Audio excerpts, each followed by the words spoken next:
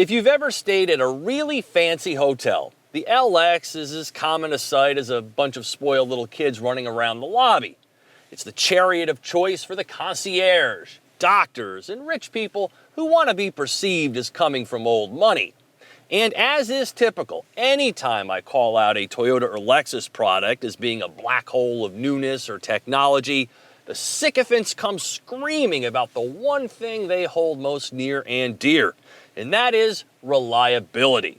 I don't care if my vehicle doesn't have the fancy features. I need a steering wheel and a seat, and that's always the way it's been, and I like it.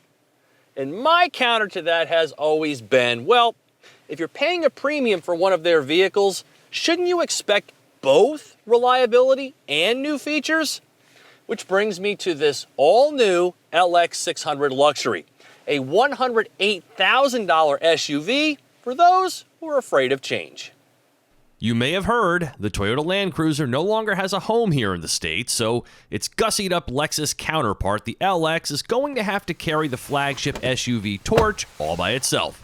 Sure, Lexus stocks a bunch of SUVs, 5 to be exact, but it's the LX that separates itself from the group with a starting MSRP of about $90,000. Can it off-road? Yes. Can it take you from the Ritz-Carlton to the airport all the while looking the part? Also yes. And it's all new this year, an adjective rarely used when describing a Lexus SUV, but after 14 years, it was time to give it a complete redesign. The result?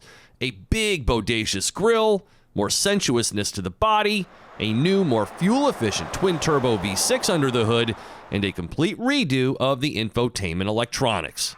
It's lighter and more powerful, but as for changing the LX's footprint or other notable dimensions, Lexus punted, choosing to preserve its heritage sizing of being nimble enough to tackle a wooded trail or the Neiman Marcus parking lot.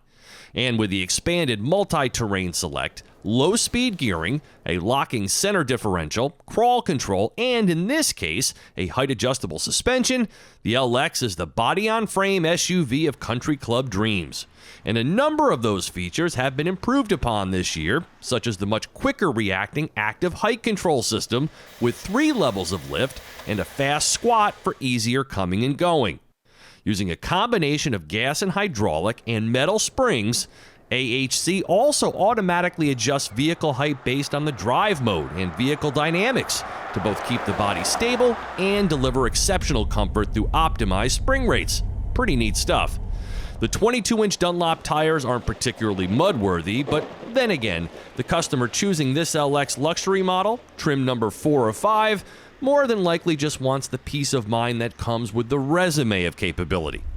Engine output from the new turbocharged 3.5-liter V6 puts the thirsty old V8 in its rearview mirror, with 409 horsepower and 479 pound-feet of torque, capable of moving this 5,900-pound SUV to 60 miles per hour in under 7 seconds. It feels great, made it to the new slick-shifting 10-speed auto, and even better, now achieves 19 mpg, at least on paper, as opposed to 14 mpg, and that'll pocket you nearly $1,500 per year right there. It's a lovely, serene, power-packed drive, it really is, but after a decade and a half between generations and a $108,000 MSRP, it feels a little anticlimactic. Now, don't hear what I'm not saying. The LX is a beautiful SUV. I actually dig the new styling. The leather inside is incredibly soft. The craftsmanship is impeccable. The engine gives you more than you would ever need, and the ride is really soft and quiet. In a vacuum, this is a dream SUV. But have you ever heard the saying that comparison is the thief of joy? Well, I've driven all of the other big boys in this segment, and there is a stark difference between those and this LX. Now, the Lexus approach is to maintain a familiarity with an SUV from a bygone era, while the competition has moved the needle towards the future. Now, I'm not going to argue with you if you prefer one angle or the other, but there is no doubting that dollar for dollar, the LX struggles to keep up. Let's use the Escalade and Grand Wagoneer as similarly priced competitors. Well, this LX is significantly smaller, so it feels noticeably tighter in here, with far less cargo volume. Going to use that third row? Well, this one can't hold a candle to the others. And then just from a visual perspective, this one is just a lot less exciting. So there's smaller screens, fewer visuals, and just a lower level of wow factor going on. And then when it comes to cutting edge features, the pantry also feels a little bare. And then there's the issue of hands-free driving. This one doesn't have it, while Cadillac is already up to their next generation of Super Cruise, and Jeep is bringing it to market soon. The seats are really comfortable, but there's no massage. The new dual touchscreens are a vast improvement from the old maddening mousepad setup, but it's lacking in depth of features and isn't as good as the new Tundra's bigger single screen.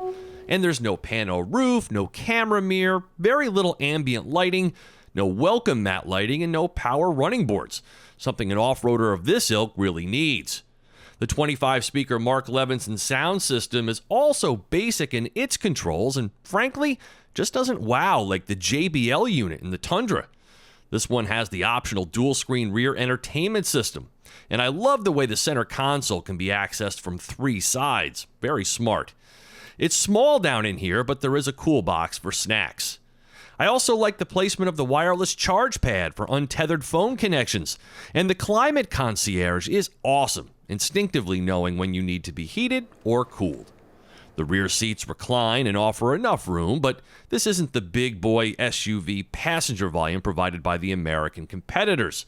And that goes for the third row as well, which is accessed easily enough and offers decent kid space with power reclining seats, but with far less leg, shoulder, and headroom than the others. This vehicle is up to 15 inches shorter than those two, so cargo room with all seats up is negligible. And then when you're expanding for cargo, all 3 rows have to dance in order to get things flat. The LX has that big boss SUV feel. With its new twin-turbo V6 and 10-speed auto, it is very powerful, quick, and smooth in its operation. And this one feels less trucky and more precise in its movements now, though I would say less so than a Range Rover or an Escalade. There's even a Sport S Plus drive mode on this one, and of course, the LX has preserved its legendary off-road capabilities with its own set of modes for that as well. If you get the base LX, it won't have height adjustability, leaving it with less than 8 inches of ground clearance. But on the 22s with AHC, not a problem. Towing is now up to 8,000 pounds max. This atomic silver example looks amazing. The black open-pore wood trim is so classy, and if an infusion of new tech is a turn-off to you, the LX won't overwhelm. You can also now get one in F-Sport handling trim and a $130,000 ultra-luxury model with individual rear seats fit for a king. And hey, the LX will fit in your garage and exudes an old money vibe that fits in perfectly with New England beach communities.